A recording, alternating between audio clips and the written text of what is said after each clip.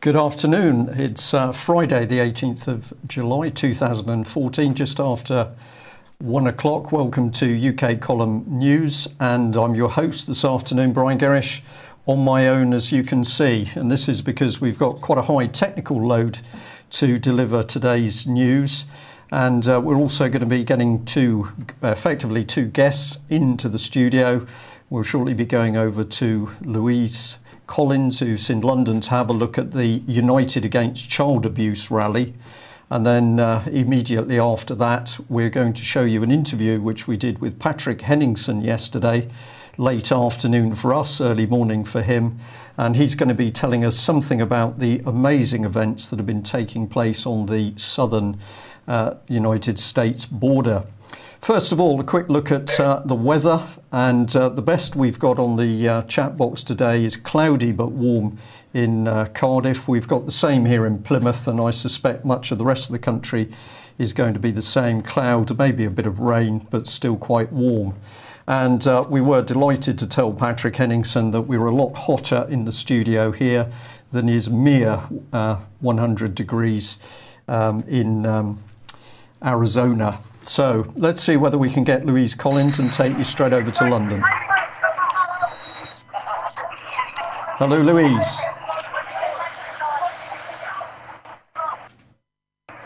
Hi, Brian. I don't know if you can hear me. It's really, really noisy here. We're outside Westminster. You just missed it. They walked across, they stopped all the traffic. People have been handing out leaflets. I just got literally attacked by some guy who obviously works in the big house over there because I went to hand him a leaflet and he pushed it out of my hand. And I said, so you're not interested in child abuse that's going on within that building? And with that, he flung around at me and started screaming at me, how dare I speak to him like that? He chose not to take a leaflet. So I very just quietly turned to him and said, did he have something to hide? But whatever, that's that.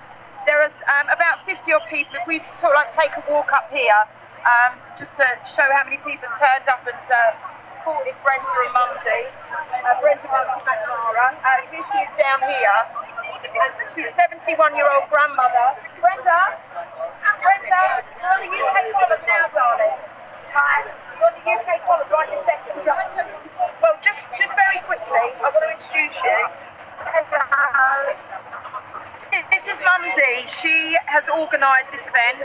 How old are you, Mumsy? I'm 17 January. 17 January, and if this doesn't inspire people to get out there and do something, instead of just posting YouTubes, let this woman get you off your sofas, because she's done all this today. She is responsible for all of these people coming here. Have we got any of the leaflets around, Carol? It's one of the leaflets that Mumsy's produced. And Brian, you've got a nice little badge there from Mumsy. That's brilliant. We've also got Belinda Mackenzie's here, so we're going to go around. Before that, we've got Darren Nesbitt, who's the musician. Thanks to Holly, I want you to go out. Holly, you are our darling. You're 34, and we will get justice for you, no matter how long we have to walk. We will get justice for Holly Gregg. Robert Green, you are a strong, courageous man. Please, don't stop, carry on. We're all behind you. Love and light. Yay. Thank you, Mumsy. And we've got Darren Nesbitt here, who's the musician who's been got in all sorts of trouble with the fracking. How long have you been up here, Darren? Where? Up in London. It's 6 last night. You came up last night. I came up last night to the mix, obviously, and the Gaza one tomorrow.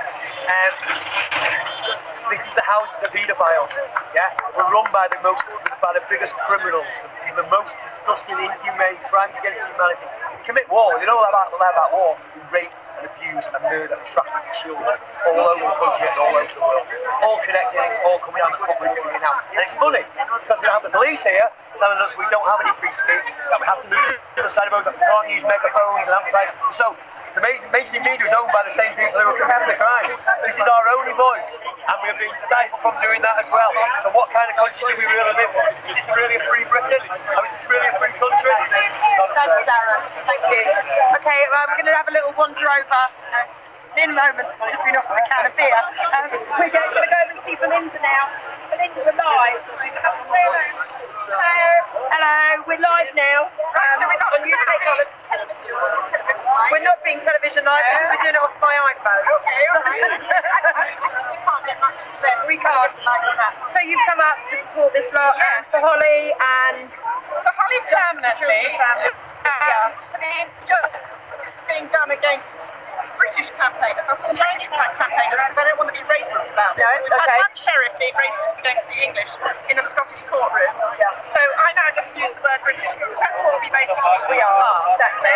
Now, the world divides people who believe that child abuse in any shape or form is wrong, and people who think that it's okay. In fact, even that children enjoy being abused at the age of 4 or 5. Exactly. And there's a whole group of them in Parliament In that whose big building, identities are being withheld. And that's what gets my goat. It gets up my nose because until we get the names of all those people And they know. purported Leon to be Britton knows representing us, Yeah. who are on a list which is being held by Scotland Yard and the Home Office, and probably GCHQ as well. And David Cameron. And David Cameron. And anybody who's anybody will know who they all are. And until we get that list, there will be no real traction against this issue. And that's what we have to push for. It may seem as though we're getting places with 660 arrested. Well, that's really, what we've seen is What's happened in the last week? Patrick Rock, though, gets let off on bail, confidant of Cameron, and Robert Greer languishes in prison and now in just had his bail extended. And I know, and Poor that's man can't move from his house. He's got to be there at sundown every day. because he's exposing it. And let people who You are can't go online. You can't even Okay. watch, you know. Well, what can you say? People there in London, we will wait to see how much coverage that demonstration of all those people desperately concerned about child abuse in Britain. Will it be covered by the BBC? Were the BBC there today? We've no indication that they were. And what a response that Louise pointed out. She speaks to somebody going into that building, going into Westminster, and she gets a highly aggressive response. How dare you question me? And yet these are the very people charged with protecting children. And Belinda Mackenzie there quite rightly pointing out this bizarre situation where we have Robert Greene, who's campaigned for years for justice for abuse victim Holly Gregg. He is held for his 56th day under house arrest for abusing children, no, for campaigning for the safety of children. So we'll wait for more reports from that demonstration, which we'll bring to you on Monday. We're sorry about the quality of the video, but we hope to improve these things. Isn't it remarkable? The sun was shining. Perhaps the sun was shining on the righteous, which are those people desperately concerned for children. So one other topic that Louise briefly mentioned there was this gentleman, Patrick Rock. Now, this was in the press a few days ago, but Russia Today here picking up on it yesterday. But Louise's point was that this man has been bailed to return to court in London on October the 9th. This is the man chosen by David Cameron to protect children from internet porn, but he himself is accused here of more than 60 images. But of course the papers are desperate to say that these are described as category C, the lowest on the scale. So indecent photographs of children and one count of possessing indecent images of children, but don't worry chaps, because these are all category C, the lowest on the scale. Now, why should every man and woman in this country be worried about what's happening here? Well, of course, it isn't problems with internet porn, it's the physical and actual abuse of children. So we're going to bring you back to Beechwood Children's Home, Nottingham. Yesterday we flagged up this officer, Helen Chamberlain, the head of public protection, Nottingham. And we'd just like to thank one of the viewers for drawing our attention to this. That going back to 2010, this lady was doing 79 miles per hour in a 50 mile per hour limit. But initially, Nottingham Police, well, we're going to let her off because she's one of our own. However, pressure was put on her, and eventually District Judge Tim Devers said that only in their wildest dreams would most people expect not to be prosecuted. Of course, Notts Police said, well, they didn't know whether they were going to take any disciplinary action. So here is a classic example where the police are absolutely not to be trusted, their own officers breaking the law, the police service not prepared to bring them to book. Should we trust these people when they say they are investigating child abuse? Well, we don't think so. But we think perhaps members of the public will be shocked to know that, of course, Operation Daybreak around the Beechwood Children's Home concerns a number of other children's homes. And here they are. So when we look in a little more detail of what's going on, let's just remember that this isn't the circumstance around one children's home, Beechwood, where no fewer than 100 children have come forward. We have got all of those other children's homes where other victims are coming forward and talking about the most vile sexual and physical abuse and assaults taking place while they were in the care of local authorities. So if we just remind ourselves here, of course, Nottingham City and County Council have paid out some 250,000. We think it may be more now, and the number of victims has certainly gone up in relation to these payouts. But this is the critical thing to look at. In 2011, some 17 victims were quickly known about. That has rocketed to just under 100, and yet at the moment it is very, very difficult to see exactly what Nottingham Police are doing. Well, let's look at some of the language here that's being used by the authorities. The Nottingham Post using a very frequent expression, which I believe is a fudge factor: sexual abuse claims at kids' home probed. Of course, this is not a full investigation. This is not a proper investigation. To me, probed means we're having a little casual look at the fact there might have been some impropriety taking place. And let's move on to this one. We've now suddenly gone to allegations of systematic child abuse at the former Nottingham Children's Home. And look what the police spokeswoman said. We've received information from 6 complainants alleging systematic child abuse at Beechwood Community House. The investigation is ongoing. Well, is it an investigation or is it a probe? But we've now got 6 people talking. And if we come in with this one, Detective Inspector Yvonne Dale said, this is a thorough but complicated and sensitive investigation, and the allegations are historic, which in some cases relate to events which are said to have taken place nearly 30 years ago. We have experienced officers on the investigation team who are working hard on this case, which presents many challenges, such as the difficulties around obtaining forensic and corroborative evidence, along with the fact that some of the alleged perpetrators have since died. So even though we now have 100 people coming forward and talking about abuse at Beechwood alone, the police seem to be having difficulty with corroborative evidence, and they've got difficulties of forensic evidence. We'll come back on to that. So let's just jump a little bit. Here's Operation Paliel, which was to do with the North Wales care home abuse.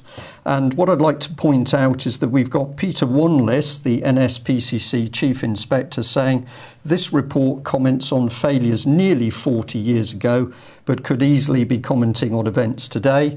The interests of children were sacrificed by professionals who should have been looking after them. Now, the irony is here that, of course, it's organisations like NSPCC that are totally in bed with the police. And therefore, when the police say that they're conducting independent, full and proper investigations, in fact, they're doing it hand in glove with organisations who may well be guilty themselves as being key organisations for child protection. We'll bring up this one here.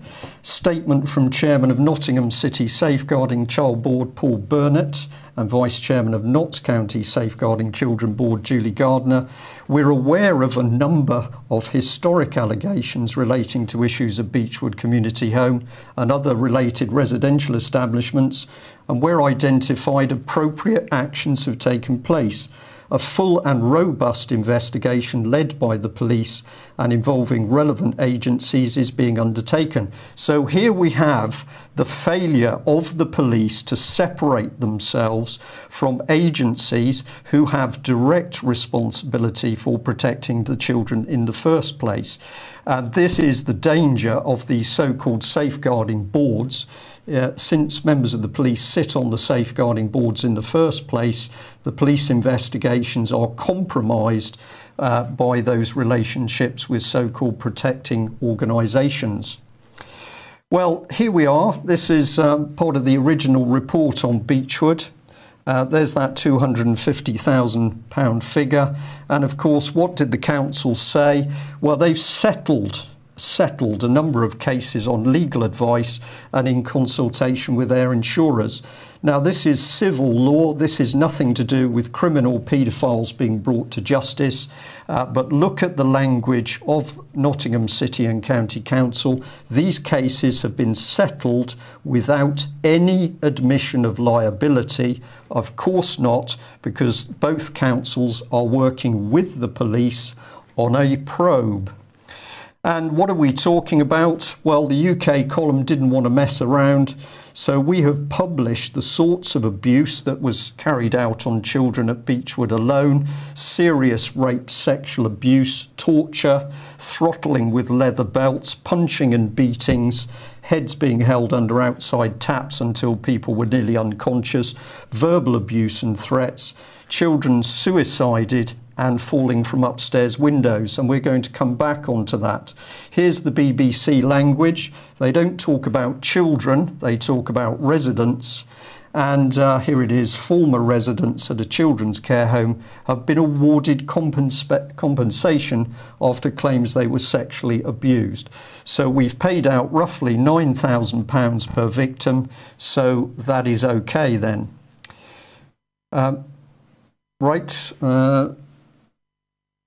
This is, sorry, it caught me, the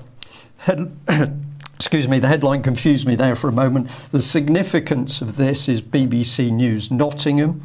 We contacted them to ask them why they'd simply reported Beechwood as sexual abuse when the reality was as we've talked about. Let's make sure we know what we're dealing with here. This is not a few people interfering with children. And what was their reply? Well, they proudly told us that they didn't think that the general public needed to know what was really happening to these children. And we say, of course not, because of course the BBC didn't think the public needed to know what was happening around Jimmy Savile. So if we look at the language of the victims, we've got a very brave man, James Cleverley, 52, from Netherfield, saying he was forced to perform sex acts on staff from the age of 10. But a statement from Nottingham County Council and Nottingham City Council said there were no outstanding safeguarding concerns.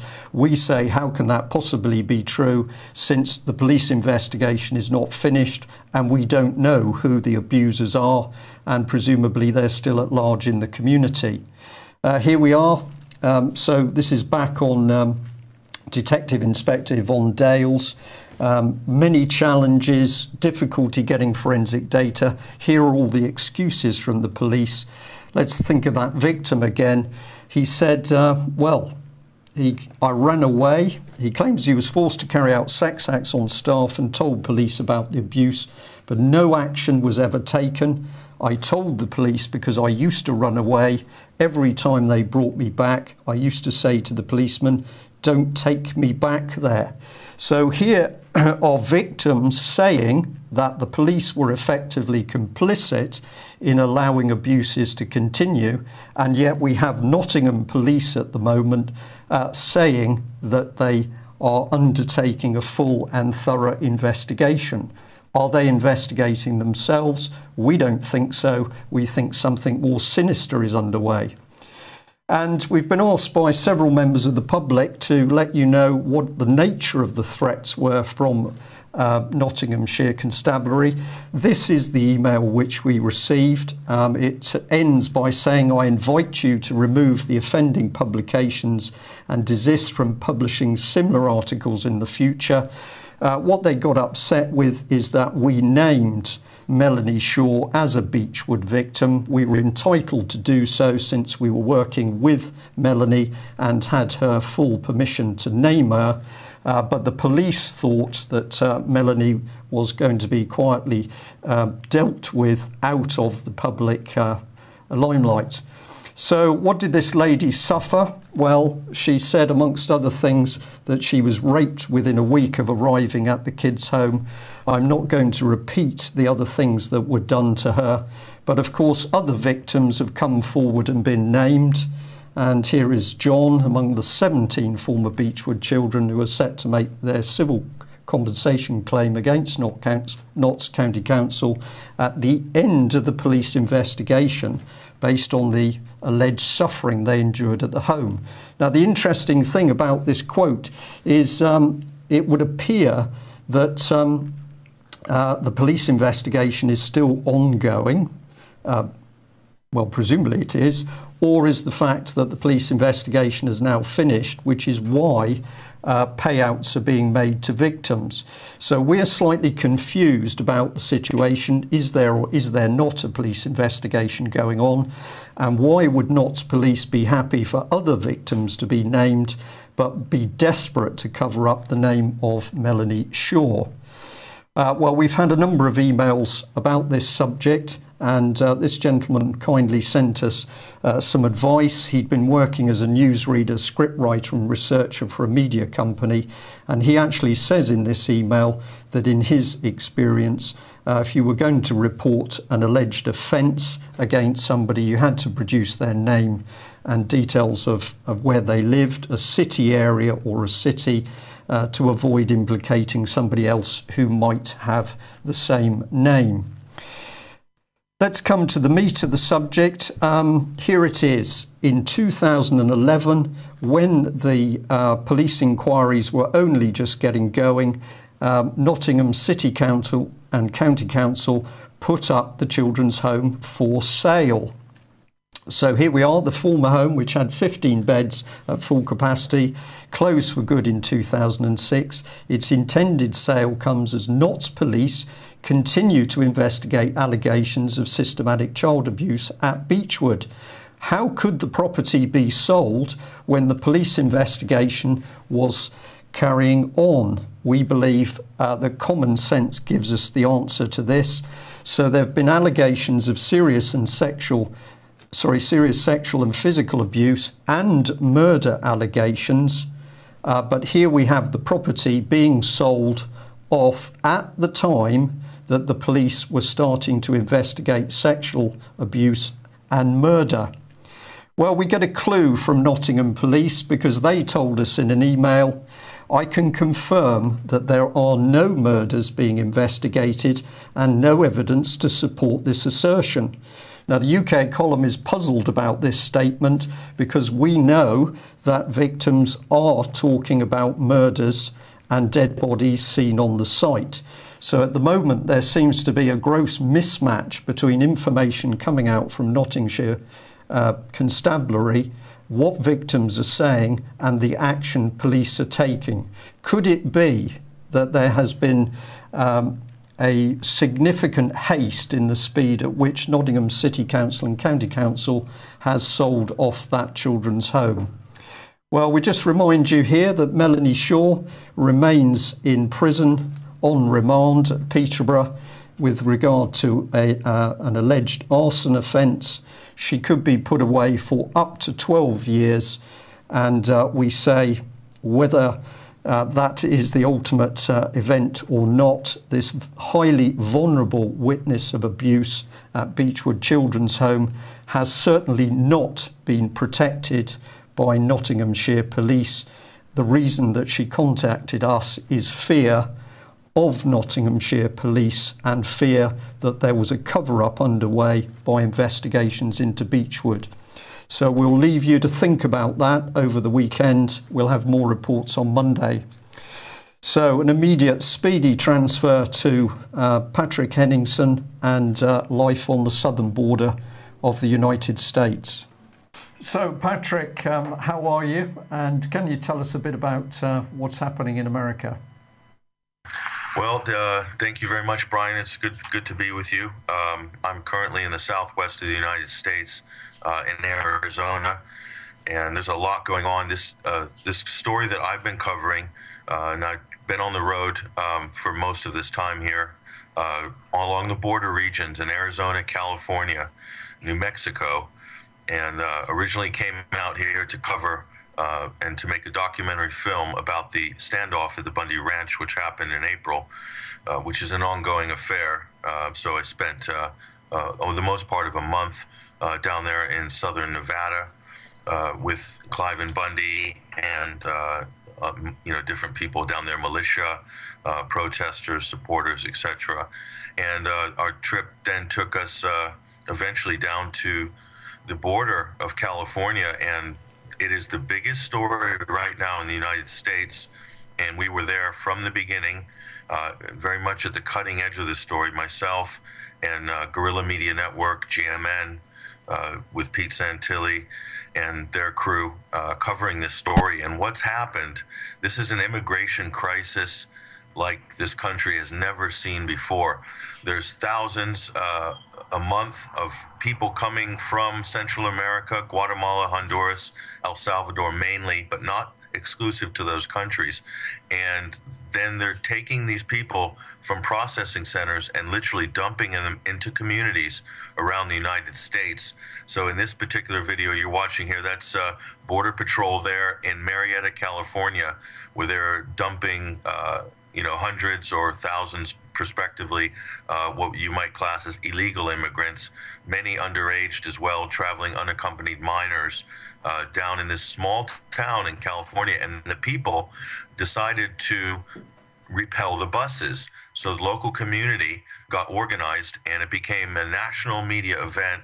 And it's quite inflammatory situation, because you have left-wing protesters supporting open borders and supporting universal amnesty for any immigrants, and they're being bussed in from Los Angeles, at 2 hours away in this case, and then them pitted up against the local residents. So there were some very tense moments. There's some shoving, some intimidation, some violence. For the most part, I found the local residents to be absolutely educated. They got a master class in their rights, and this has brought up a lot of issues to the surface about constitutional rights and the rights of jurisdiction. So local communities versus the federal government. So what you have is the Department of Homeland Security, which is a new department. It's a very new federal department. It was put together in 2001 under the Bush administration. And this DHS, this Department of Homeland Security, which the total cost has been about $3 trillion of U.S. taxpayer money and banker debt since it's been implemented in 2001, and they cannot secure the homeland. So it's been an abject failure. We're beginning to see this now, and they're trying to bus in and drop off what we call the DHS dump-offs to communities all over the United States. The federal government is scrambling to kind of facilitate this mass immigration wave. It's a flood of humans. So far in the last 18 months, we estimate about anywhere from 350 to 500,000 of these undocumented immigrants from Central America traveling over Mexico, over the Mexican land bridge, crossing over in Texas, and then held in ICE, immigration, customs, and enforcement processing centers, and then put on airplanes into California and then transferred to buses.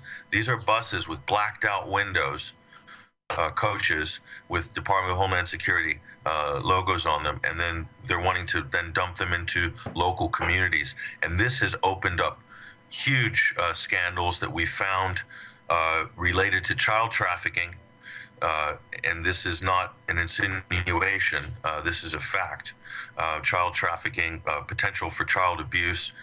These children who are probably not the majority of these immigrants, the majority are adults, but the White House and the media have latched on to the children. So we need to save the children. We need to do this for the children.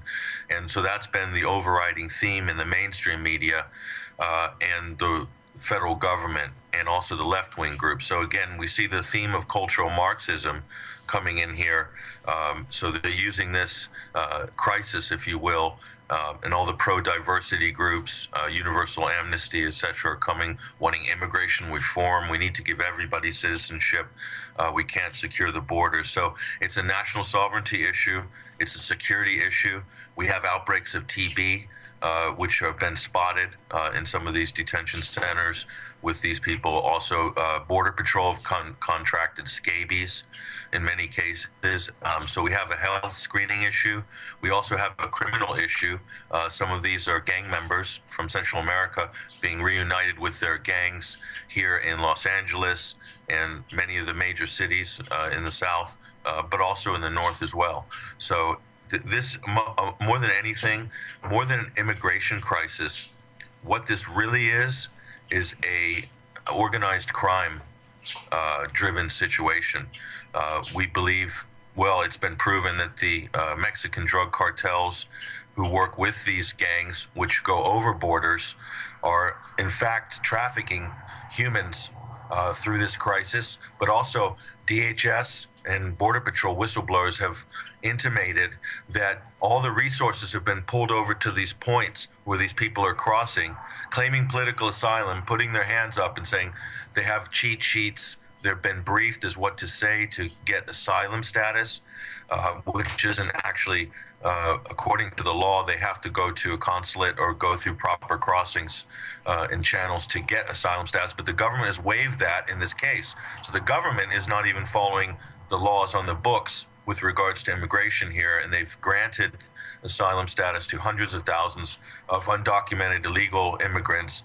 So it's overloaded the system, stressed the system, and meanwhile, where those resources were deployed, there's more of the free flow of narcotics, methamphetamines, heroin, cocaine, cannabis being walked over the border and then dropped off, picked up by couriers, and then sent to every major U.S. city and college campus in the country in a network that they boast is more efficient than Federal Express in terms of distribution. So that plus the human trafficking over the unmonitored areas, it's a total chaotic situation. So the bigger theme here, which I think we should have a conversation about as well, is the child trafficking aspect of it. But also, this is a crisis that will be used by those who you might consider globalists, like David Petraeus announced at the Margaret Thatcher conference in Liberty only 2 weeks ago, that the North American Union will be now taking over North America. So this was David Petraeus. He's a Bilderberg Steering Committee member, plus former head of the CIA, general in the U.S. Armed Forces. So he's clearly a globalist, and he's announced very quietly offshore about the North American Union. So this is an EU-style bureaucracy, and what you need in the United States is a series of crises in order to nudge us closer to that reality. And this is obviously done completely around the democratic process, as it was, I believe, with the European Union as well. Yeah, well, you've raised a lot of very interesting points there. As you were talking about the people coming into America, what immediately came to my mind was the fact that in Britain, when we, aside from the initial big period of immigration, which was in the 1950s, when Britain started to take a lot of black people were coming into the country because we were being told that that labour was needed in order to help Britain rebuild after the war. But what has then taken place, if we come back to the mid-1990s, certainly the late 1980s, we started to see the then Labour government bringing in asylum seekers.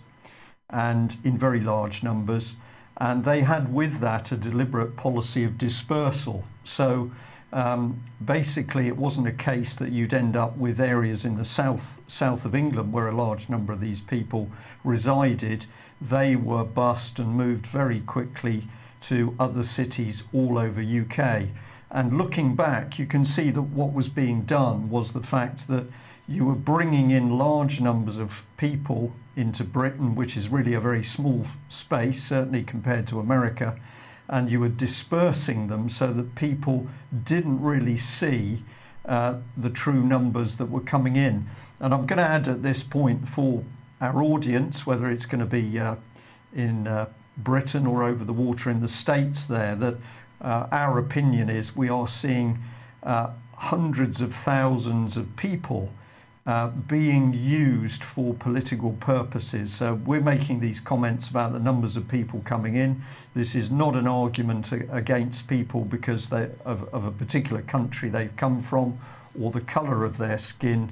We are seeing large numbers of people being moved, much as you're talking about cattle being driven on the Bunday Ranch, not for the benefit and to improve the quality of life of these people.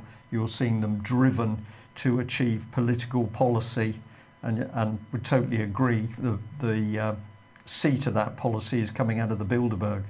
So that's certainly one issue. We've also seen in UK that with this big movement of people, in principle totally uncontrolled, unregulated, no checks and balances on the people coming in, and this has created a whole new criminal culture in Britain.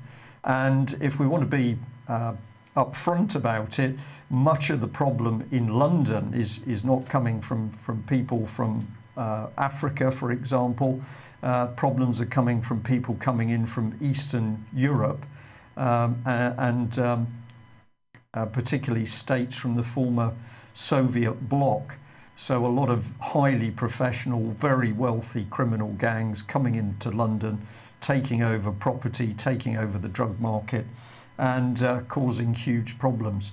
Deliberate, and what is it doing? Well, it's breaking down the historic cultural identity of Britain, and this, of course, was to move us towards the Schengen Agreement, which was the European Union's agreement for open borders, so that anybody holding a European Union country passport was able to freely move across borders without any checks. And just for see whether Malcolm's got some points here, the other thing that's happened in UK is we dismantled all of our original customs facility. They were the people that looked after the borders. Much of that pretty easy for Britain because we're an island, so if you take control of who's coming in through the ports and you look after the airports, then you should be able to do things. But the whole of that customs administration was broken down, and we then brought in the border agency, and the border agency had a boss who was a lady called Lynn Homer, common purpose trained, and immediately she was in place. Nobody knew what was going on. And I can tell you that at one parliamentary review, this lady was accused of either forgetting her facts or lying to disguise the sheer number of people coming into UK. So breaking down society, I think. I think the only thing I would do is I'd simply just slightly echo what you're saying with the path that you're describing of the formation of the EU.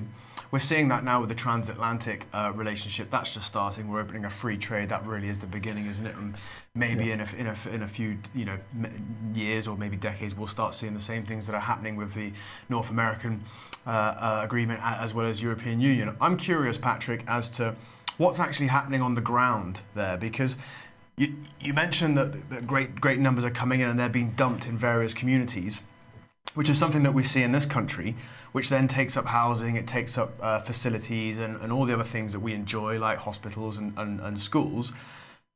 We've seen quite a very slow and quiet reaction from the British people, which is starting to change now. But of course, American people are very much more aware of their own constitution than our people and are generally more active. So would you be able to describe what's going on the ground as far as the American people are feeling? Are they up in arms? Are they doing something about this, or are they quietly talking amongst themselves asleep and feeling feeling a little bit dejected, but don't really want to rock the boat? Well, it's obviously a different makeup here, demographic makeup, and obviously the size of the country. You have United States is really, and this crisis has really defined some of these kind of divisions, if you will. The East Coast and more liberal strongholds like New York and major cities like Boston, they're not too concerned because this crisis won't directly affect them. So they tend to not want to take any ownership on this. And also more liberal bastions in the United States, let's say the ones that would tend to vote for a Democrat administration in the White House, they are not so concerned with their constitutional rights.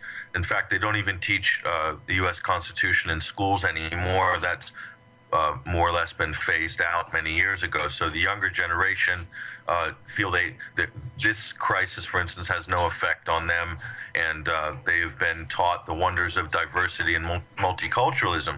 Now, America is a diverse and multicultural country, absolutely. In fact, it's built on immigration. But, Brian, you alluded to the Windrush in the 1950s, and we had similar influx of what I would call migrant labor in the United States, with Irish and Italians coming over to fill the gap in the building boom in the early 20th century and mid 20th century. And that might be classed as legal immigration. In other words, they came into the country through a kind of process of naturalization. And that's the protesters on the ground that are opposing this open borders policy by Washington. They respect that. In fact, many of their ancestors came into the country on that basis. But this is something totally different.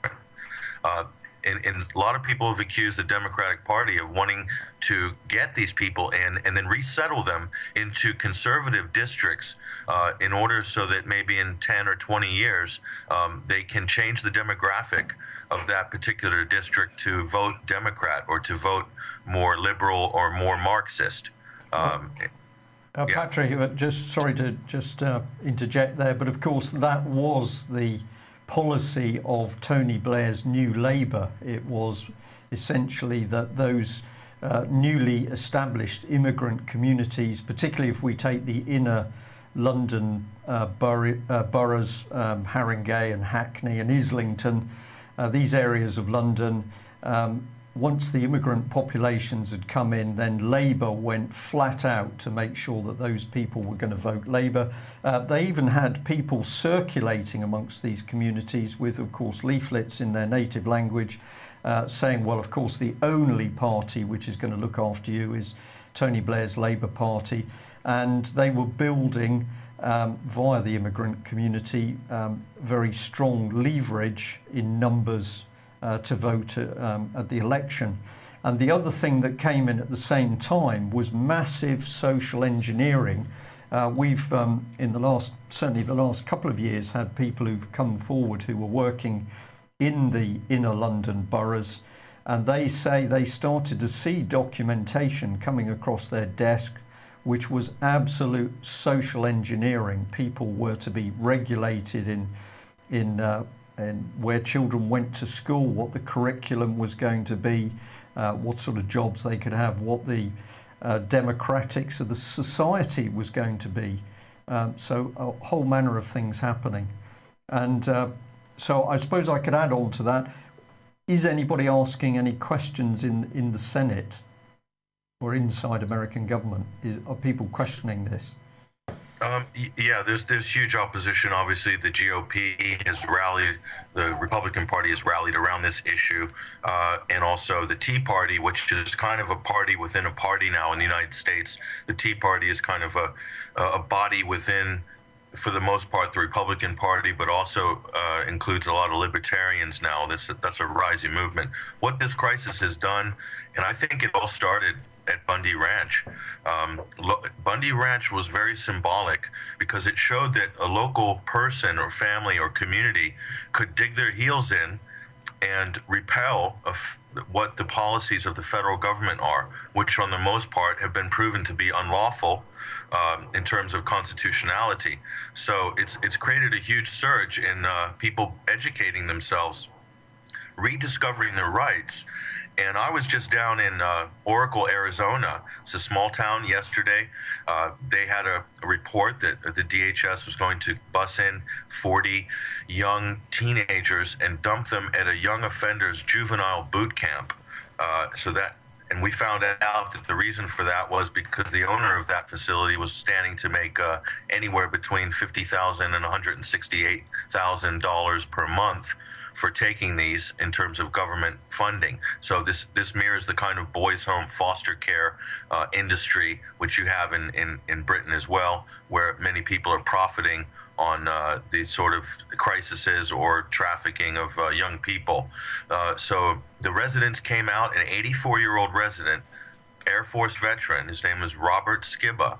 He organized this protest with 2 days' notice, and 300-400 people came out. All the national media were there. The sheriff's department in Pinal County, Arizona, believe it or not, was distributing literature in the morning telling the protesters of their constitutional rights, including citing court precedents, Supreme Court precedents, and the like, to tell them what they can do if they want to stop those buses as local residents. So that is a huge, huge breakthrough. So we have a constitutional sheriff, and there's others that have realized that the local sheriff's department is the highest authority within the county, above the federal government. And it's just a question of rediscovering this jurisdiction issue or this constitutional rights issue.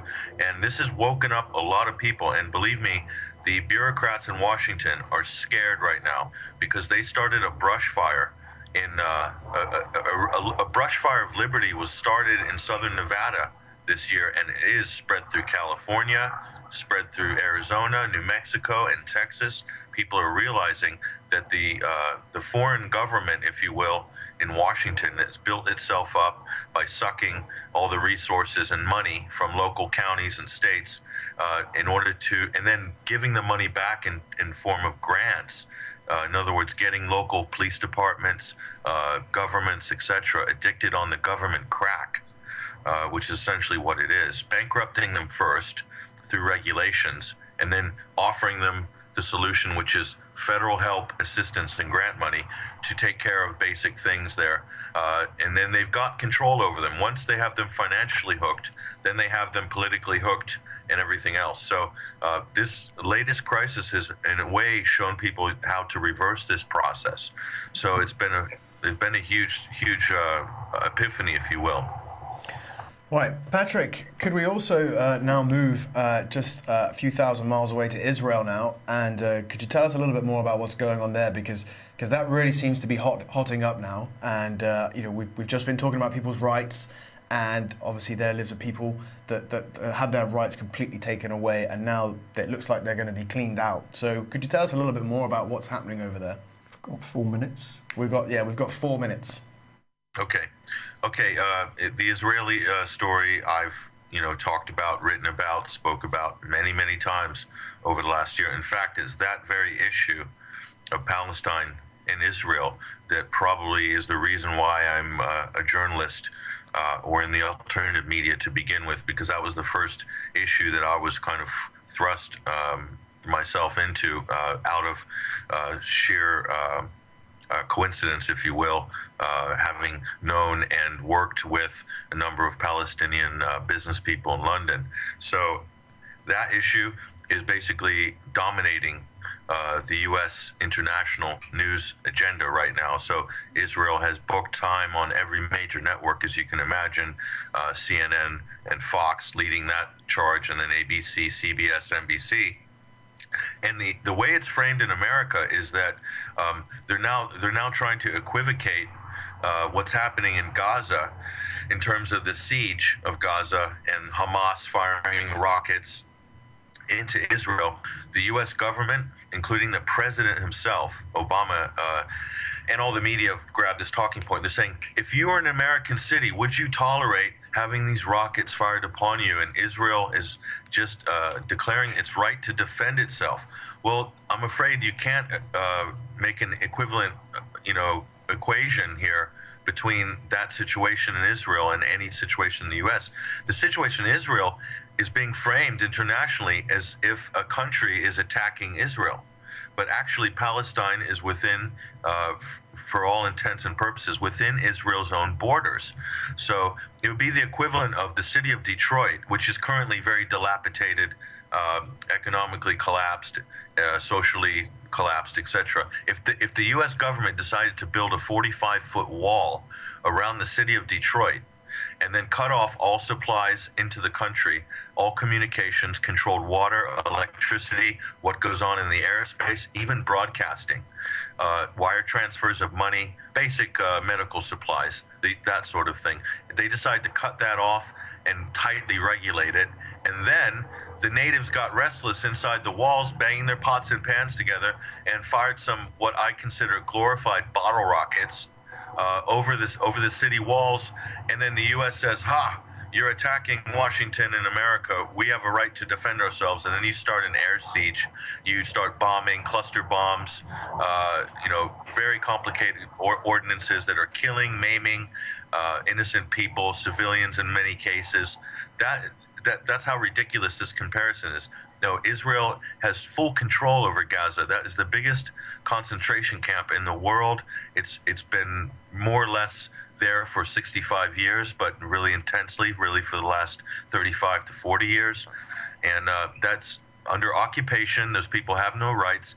America talks as if Israel's the only democracy in the Middle East. Well, it's only a democracy if you're Jewish, and that's a fact.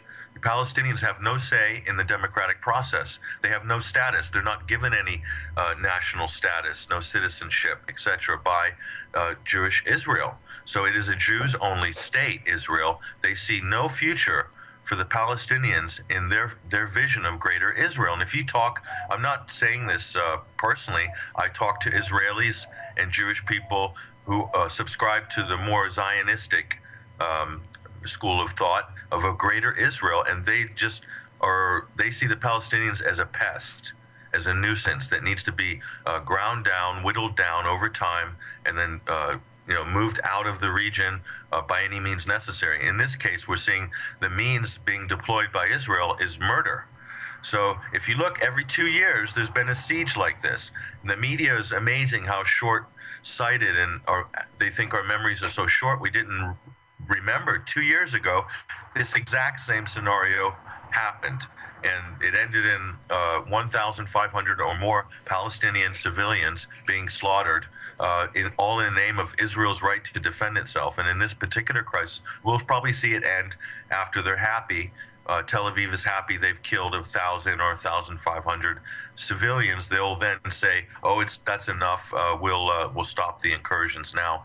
So this is getting a lot of support from the hard right in Israel. A lot of Israelis don't really agree with the current setup, which is really a powder keg. It's an apartheid system on steroids. Even blacks in South Africa and townships had more legal status than Palestinians do. So it's a giant reservation, and it's been allowed to happen. The UN is never called to an emergency meeting anytime Israel is guilty, really, of war crimes and genocide, which they are, and they do on a daily basis. That never makes the UN agenda. However, if there's a false flag chemical weapons cooked up fantasy story in Syria, that all of a sudden is a big crisis at the UN, and there's a Security Council convening. But Israel's allowed to do whatever it wants, whenever it wants, to the natives, okay? Because for some reason they get a pass to do whatever they want and violate any kind of criminal law, international law, and just act with impunity at all times.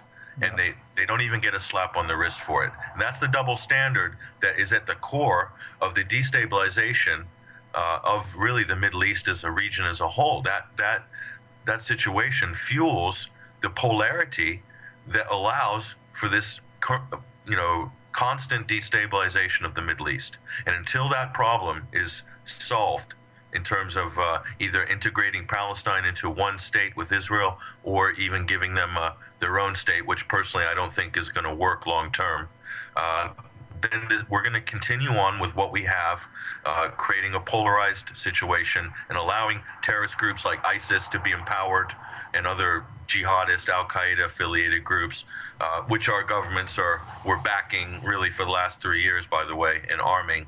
But that's a separate story. But that's not going to all go away until this situation in Israel and Palestine is addressed. Well, Patrick, thank you very much for giving us a comprehensive rundown on the Middle East. We'd certainly like to talk to you about that again. One of the things we've been pointing out is the fact that we have a British Parliament with some 80% of Conservative MPs declaring their loyalty to Israel through Conservative Friends of Israel. So there's some really deep political things to talk about here. Unfortunately, we've run out of time. So we're going to say thank you very much for joining us. I would like to say I'm jealous of the temperature. I think you said it was just under 100 where you are in the States, but I can tell you it's just under 100 here in the studio in UK today. But thanks for joining us, and we look forward to speaking with you again. Thank you very much, guys, and keep up the good work. Well, welcome back to UK Column News Live. Quite an amazing report there from Patrick Hennison yesterday. We hope to bring you more reports from Patrick telling us what's happening in America over the coming weeks, so stay with us on that. But we're just going to end today on the subject of Gaza, a relatively short comment on that, and we'll cover more starting on Monday next week. Mike? So obviously Gaza, Israel started a ground offensive, and I just wanted to really highlight this article by the BBC by Jonathan Marcus asking what does Israel's ground offensive aim to achieve, and I think this is a very good question.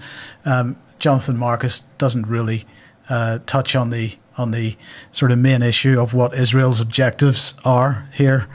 He does make a few points which, as far as they go, are okay, but at the end of the day the question stands: what does Israel's ground offensive aim to achieve? It can't really achieve anything other than more death and destruction. They're certainly not looking for any political solution to the problem, and as Jonathan Marcus says, this is ultimately going to end up in some kind of so-called peace deal where the Egyptians get involved. Maybe Tony Blair's going to get involved, God help them if he does.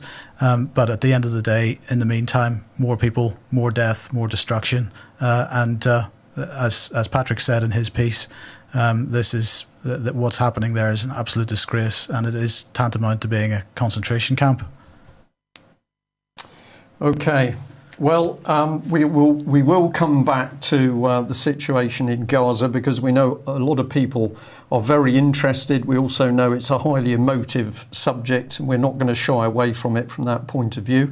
We've really run out of time today, so I'm going to say think over the weekend about what we've been talking about today. The key problem is that at the moment Britain is being run by a cabal of liars, cheats, criminals, and some paedophiles at least, and surely until we replace these people with honest, upstanding, moral people with a great deal of common sense, the country is going to continue to decline into chaos. Can we stop it? Yes. What does it need? Everybody to do something, however little, however small. Thanks for joining us. We'll be back Monday, 1 o'clock. Bye-bye.